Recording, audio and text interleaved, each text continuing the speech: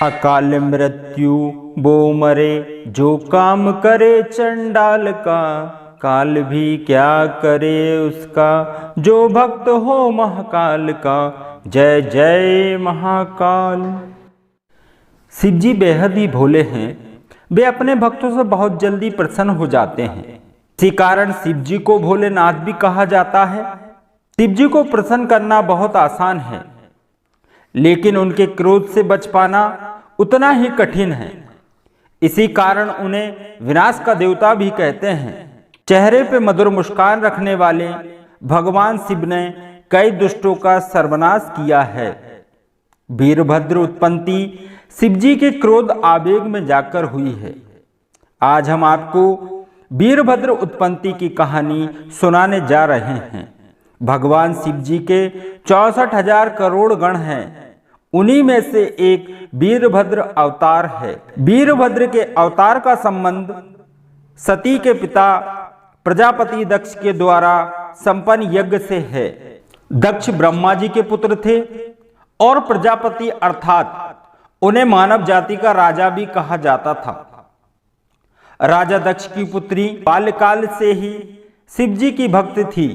उनकी आराधना में सारा समय व्यतीत करती थी। सती ने बचपन में ही तय कर लिया था कि वह बड़े होकर विवाह भगवान शिव से ही विवाह करेंगी, लेकिन प्रजापति दक्ष को यह भी स्वीकार नहीं था, क्योंकि वह अपने राज्य का विस्तार करने के लिए एवं अपने आप को शक्तिशाली प्रमाणित करने के लिए सती का विवाह एक उच्च घराने में कराना चाहते थे। किंतु भगवान शिव तो संपूर्ण मोह माया से दूर रहकर कैलाश पर्वत पर निवास करते थे। यह दक्ष को बिल्कुल पसंद नहीं था। दक्ष नहीं चाहते थे कि उनकी पुत्री का विवाह एक वनवासी से हो। पिता की तरह वह भी अपनी पुत्री को एक आरामदायक जीवन देना चाहते थे, जिसका घर संसार खुशियों भरा हो। जब सती विवाह योग्य हो गई, तब दक्ष ने एक स्वयंवर का आयोजन किया ताकि सती अपने पसंद से अपने वर का चुनाव कर सके। और इस स्वयंवर में राजा दक्ष ने सभी देवताओं को आमंत्रित किया, लेकिन भगवान शिव को न्योता नहीं भेजा। जब सती स्वयंवर में उपस्थित हुई, अपने आराध्य देव महादेव को वहां ना पाकर बहुत निराश हुई और शिव जी से विवाह करने का निश्चय किया। दक्ष ने सती की प्रार्थना सुनकर और ब्रह्मा जी की बात मानकर सती का विवाह भगवान शिव से करा दिया। भगवान शिव दक्ष के दामाद थे। कुछ समय बाद ब्रह्मा जी द्वारा प्रयाग में एक बड़े यज्ञ का आयोजन किया गया। इसमें सपरिवार सभी सम्मिलित हुए। इस यज्ञ का शिव और सती को भी आमंत्रण भेजा गया। देवतागण वहां उपस्थित थे। समय प्रजापतियों के स्वामी दक्ष जी सबसे आखिर में वहां पहुंचे। उनके आते ही ने तेजस्वी दक्ष को प्रणाम किया और बड़ी पूजा की, परंतु परम स्वतंत्र लीलाधारी महेश्वर अपने आसन पर ही बैठे रहे।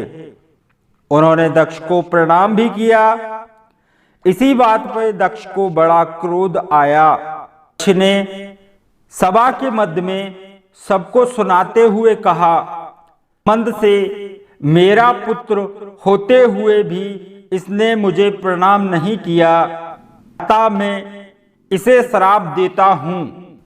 यह सुनते ही नंदीश्वर की आंख लाल हो गई। प्रजापति ने इसी बात को लेकर कनखल नामक तीर्थ में प्रजापति दक्ष ने एक बहुत बड़े यज्ञ का आयोजन किया, परंतु दुरात्मा दक्ष ने उस यज्ञ में शिव जी को नहीं बुलाया। यह कह दिया कि वे कपालधारी हैं, शिव जी छिद्र दिखने वाले हैं। अपनी पुत्री सती को भी यह कहकर नहीं बुलाया कि वह कपाली की भार्या है। इस प्रकार यज्ञ का आरंभ हुआ। तब उसमें भगवान शंकर को ना आया कर शिव भक्त दधीचि ने सब देवताओं और ऋषियों से पूछा, इस महायज्ञ में भगवान शिव क्यों नहीं आए? उनके बिना यह यज्ञ अत्यंत शोभित नहीं होता। बड़े विधान भी जिसे सब मंगलों का आगर बताते हैं, वे ही पुराण पुरुष हैं। नीलकंठ है, वृषभध्वज हैं, नहीं दिखाई दे रहे हैं। हे दक्ष, जो अमंडलों के भी मंडल करता है और आठों मंडल के मूल है, उन्हें ब्रह्मा या विष्णु को भेजकर बुलाना चाहिए। मैं सत्य कहता हूं, जब तक भगवान शंकर यहां नहीं आएंगे, तेरा यज्ञ अपूर्ण ही रहेगा। सती ने देखा कि रोहिणी से आज्ञा लेकर चंद्रमा भी दक्ष के यज्ञ में जा रहे हैं। अपनी विजया नामक श्रेष्ठ सखी से पूछा, रोहिणी से आज्ञा लेकर चंद्रमा कहाँ जा रहे हैं? सती के वचन सुनकर विजया शीघ्र ही चंद्रमा के पास गई और उससे पूछा। चंद्रमा ने दक्ष के यज्ञ महोत्सव में जाने का अपना पूर्ण वृतांत सुनाया। उसे सुन विजया ने आकर चंद्रमा ने जो कहा था सती को सारा वृतांत सुना दिया। शिवजी के लिए आमंत्रण न आने का कारण विचार कर हृदय में चिंता करने लगी। सती हाथ जोड़कर शिवजी से बोली, मैंने सुना है कि पिता ने एक महायज्ञ का आयोजन किया है। इस समय वहां पर बड़ा उत्सव हो रहा होगा। सभी देवता ऋषिगण उसमें एकत्रित हुए होंगे। आप मेरी प्रार्थना से सब काम छोड़कर मेरे साथ पिता के यज्ञ में चलिए। संबंधियों का यही धर्म होता है।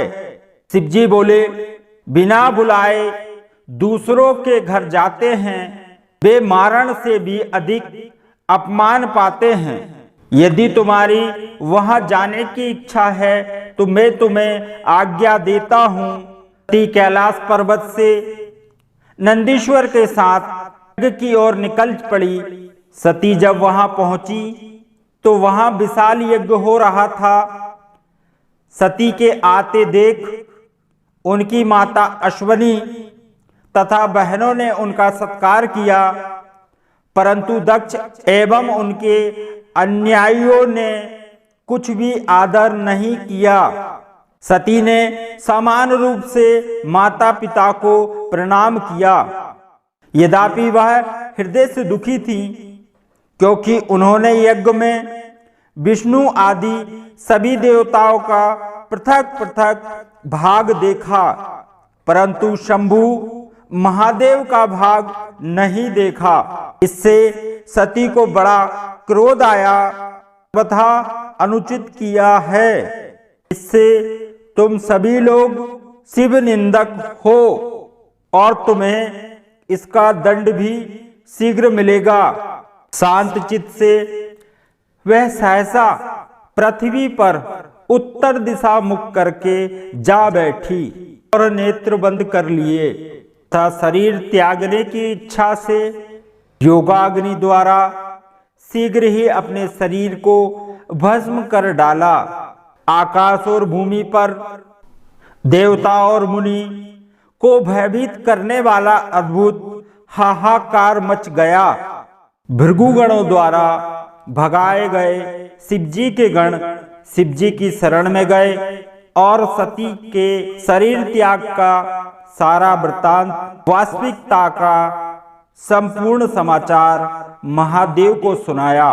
यह सुनकर शंकर जी के क्रोध का अंत नहीं रहा। सारे ब्रह्मांड में उथल पुथल होने लगी।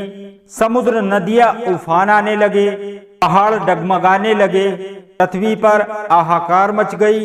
क्रोधित भगवान शंकर जी ने अपनी एक जटा उखाड़ ली, उसे पर्वत पर दे मारा, जिसके दो खंड हो गए। एक भाग से भयंकर दिखने वाले वीरभद्र उत्पन्न हुए, फिर जटा के दूसरे भाग से करोड़ों भूतों से घिरी महाकाली उत्पन्न हुई। इस प्रकार दोनों ही अपने तेज से प्रज्वलित होने लगे। महाबली वीरभद्र ने शिव जी को प्रणाम कर हाथ जोड़कर निवेदन किया, हे भगवान, मैं क्या करूं, शीघ्र आज्ञा दीजिए। यदि आप कहें तो मैं क्षण भर में समुद्र को सुखा दूं, पर्वतों को चूर्ण कर डालूं, देवता या मुनियों को भस्म कर दूं। यह सुनकर मंगलपति भगवान शिव ने वीरभद्र को आशीर्वाद देकर, ब्रह्मा का पुत्र दक्ष एक यज्ञ कर रहा है जो बड़ा अहंकारी है और विशेषकर मेरा विरोधी है, उसके यज्ञ का विध्वंस कर दो। देवता या गण गंधर्व जो कोई वहां हो, उन सबको भस्म कर देना। शिव जी की आज्ञा पाकर वीरभद्र दक्ष के यज्ञ का विध्वंस करने चल पड़े। शिव जी ने प्रलय अग्नि के समान और भी करोड़ों गणों को उनके साथ कर दिया। वीरभद्र शिव जी का ही रूप धारण कर एक ऐसे रथ पर कर चले जो रथ 400 हाथ लंबा था और 10,000 सिंह वाहन कर रहे थे। रास्ते में फूल बरसाए और समस्त गणों की स्तुति की। फिर काली, कात्यायनी, महेशानी, चामुंडा, मुंडमर्दिनी, भद्रकाली, भद्रा, बलि और वैष्णवी, इन 9 दुर्गाओं ने भी दक्ष को मारने के लिए विलंब न करते हुए कंकल क्षेत्र जा पहुंचे। प्रजापति दक्ष के यज्ञ का विध्वंस करने लगे। यज्ञ में भगदड़ मच गई, देवी देवता गण भागने लगे। हालांकि दक्ष को परास्त करना बड़ा कठिन था, लेकिन वीरभद्र ने यह कर दिखाया। देखते ही देखते यज्ञ का विध्वंस कर दिया। जो भी उनके सामने आया वे सब मारे गए और दक्ष का भी सिर काट दिया। जिसने इस यज्ञ का आयोजन किया, प्रजापति दक्ष, उनकी मृत्यु हो चुकी थी। ब्रह्मा विष्णु वहां से भागकर भगवान शिव जी की शरण में पहुंचे।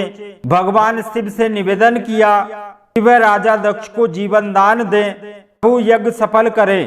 भगवान शिव जी ने उनकी बात मानकर राजा दक्ष को बकरे का सर लगाकर जीवन दान दिया। तब जाकर यज्ञ पूर्ण हो पाया।